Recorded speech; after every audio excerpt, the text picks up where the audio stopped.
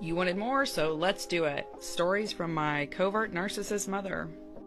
These are actually quite hard for me to do, and it's not because I'm emotionally tied to them anymore, because I genuinely am not, but it's because I just don't remember a lot of my childhood in regards to my mother.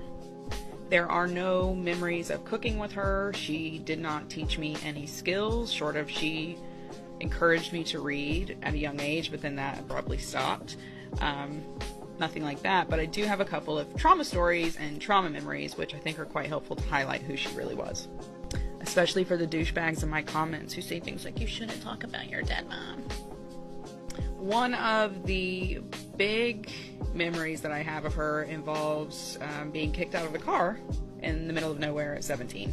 So I cannot for the life of me remember what we were fighting about. It probably doesn't even really matter. But my mom blew up at me when we were driving through the back roads of the rural county that we were from, that we lived in. And she flipped out. She just stopped on a dirt road and said, "Get the fuck out of my car."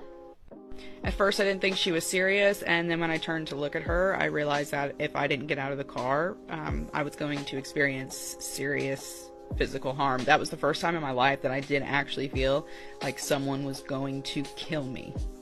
So me, a 17-year-old child who had already experienced sexual violence, was hysterical now and got out of the car. My mom kept my phone and drove off and left me stranded in a dirt road not long before the sun went down in the middle of nowhere.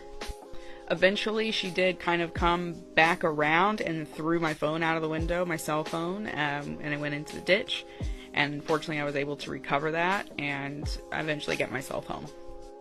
After that, family members basically told her that she had the choice to allow me to come and stay with them, or they would call CPS.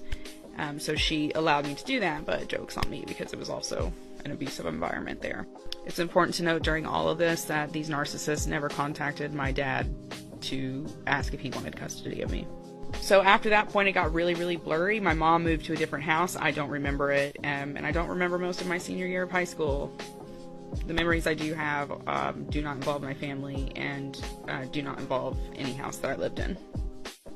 Follow for more.